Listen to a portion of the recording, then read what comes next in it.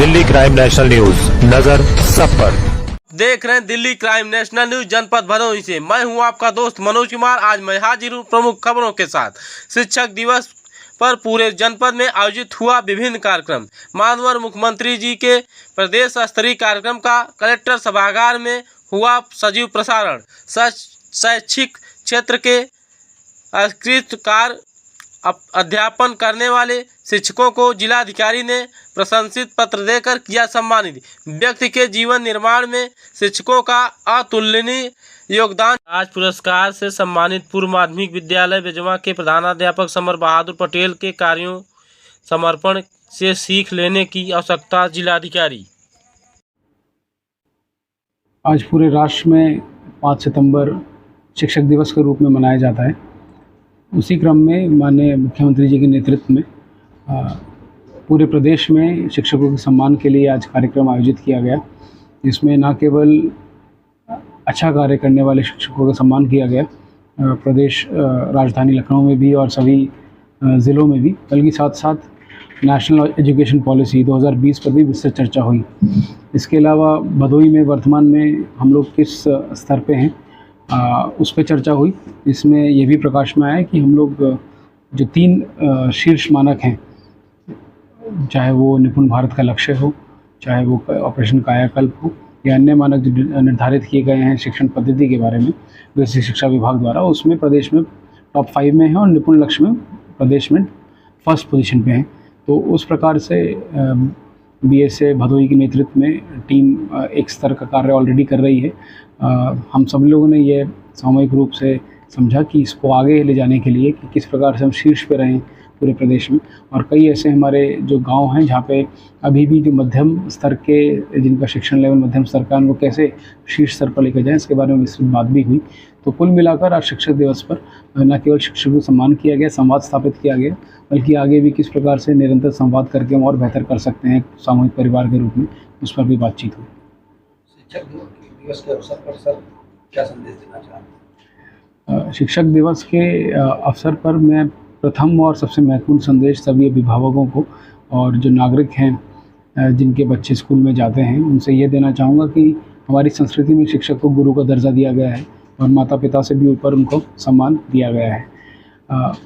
वर्तमान परिप्रेक्ष्य में अपने सभ्यता संस्कृति सीखते हुए हम कम से कम इतना ज़रूर कर सकते हैं कि जब वो आह्वान करते हैं बच्चों को स्कूल भेजने का, तो वो सुनिश्चित ज़रूर करवाएं। टीचर से ज़्यादा जुड़ें, उनसे संवाद करें। और जो एक भ्रांति समाज में फैली है कि बहुत सारे शिक्षक लापरवाही से कार्य करते हैं, उसको विश्वास ना करें। स्वयं जब तक संपर्क ना करें शिक्षक से, तब तक ये इस बात पे विश्वास ना करें। और वो जानेंगे और पाएंगे कि बहुत सारे शिक्षक और बहुतायत संख्या में शिक्षक ललायत हैं बच्चों को, जो हमारे उस बच्चे हैं जो बेसिक शिक्षा से जुड़े हुए हैं, उन बच्चों को उस स्तर पर ले जाने के लिए जहाँ पर वो एक साइंटिस्ट बने, डॉक्टर बने, इंजीनियर बने और पूरे देश में प्रदेश में उनके परिवार का नाम रोशन करें। All India civil services games का ऑर्गेनाइजेशन DOPT मिनिस्ट्री द्वारा किया जाता है, भारत सरकार द्वारा। इसमें अलग अलग खेल प्रतियोगिताएं पूरे देश में आयोजित की जाती हैं। इसमें स्पोर्ट्स कैटेगरी के लोग भी होते हैं। उसमें मेरा भी सिलेक्शन टेनिस खेल में उत्तर प्रदेश को रिप्रेजेंट करने के लिए हुआ है। देखिए, ये व्यक्तिगत रूप से खेलना, मेरा ये मानना है कि खेल न केवल शारीरिक विकास के लिए ज़रूरी है, बल्कि मानसिक विकास के लिए भी और समाज निर्माण के लिए भी बहुत ज़रूरी है। और हम लोग मैं व्यक्तिगत रूप से भी इसको फॉलो करता हूँ और कोशिश करता हूँ कि एक उदाहरण के रूप में से रखूँ, ताकि जो बच्चे और युवा खेल से जुड़े हुए हैं प्रत्यक्ष और परोक्ष रूप से, उनको एक संबल मिले। और हम लोग खेल को प्रोत्साहन देने के लिए जनपद में विभिन्न कार्रवाई ऑलरेडी कर रहे हैं, जिसमें प्रमुखता से खेलकूद मैदानों का निर्माण गांव स्तर पे और जिला खेलकूद प्रोत्साहन समिति से ऐसे बच्चों को प्रोत्साहन देना, वजीफ़ा देना जो एक स्तर तक अचीव कर चुके हैं प्रदेश स्तर पे, और उनको राष्ट्रीय और अंतर्राष्ट्रीय स्तर पर ले जाने के लिए जो भी ज़रूरत है, उसको हम लोग ऑलरेडी 3 बच्चों को 15,000 और 20,000 रुपये देके प्रमोट कर रहे हैं। और उसके साथ साथ 10 लोगों को और हमने चिन्हित किया है जिनको जल्दी हम प्रोत्साहित करेंगे। तो कुल मिलाकर खेल किस प्रकार से समाज निर्माण में एक सकारात्मक भूमिका अपनी दे सकता है, उसके निर्माण के लिए एक उदाहरण स्वरूप मैं ये कोशिश करता हूँ कि मैं भी स्पोर्ट्स से जुड़ा रहूँ और उसी के फलस्वरूप ये चयन मेरा हुआ। देखिए, ये एक भ्रांति है जो ये कहावत है कि खेलोगे कूदोगे तो बनोगे खराब।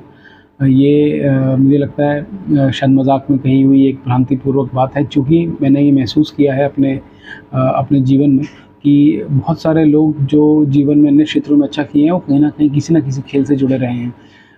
और चाहे मेरी IIT शिक्षा के दौरान हो या फिर सिविल सर्विसेज ज्वाइन करने के बाद मैंने पाया है कि प्रत्येक व्यक्ति कोई ना कोई अपने एक पैशन से, चाहे वो खेल हो या अन्यथा कोई हो, ज़रूर जुड़ा रहता है। और जब वो जुड़ा रहता है तो उसका जो भौतिक विकास है उसमें अवरोध नहीं आता। अन्यथा वो रूटीन कार्य में अगर व्यक्ति सिर्फ रहेगा या सिर्फ पढ़ाई करेगा तो जो उसको ऊर्जा मिलनी है अन्य स्रोतों से वो उसको नहीं मिल पाएगी। तो दोनों का अच्छे से बैलेंस करके अगर चला जाएगा तो मुझे लगता है और बेहतर चरित्र निर्माण, बौद्धिक निर्माण और शारीरिक निर्माण पॉसिबल है। क्योंकि जब तक दोनों चीज़ें स्फूर्त रूप से काम नहीं करेंगी तब तक पूर्ण निर्माण और सफलता का उच्चतम स्रोत प्राप्त करना मुश्किल है।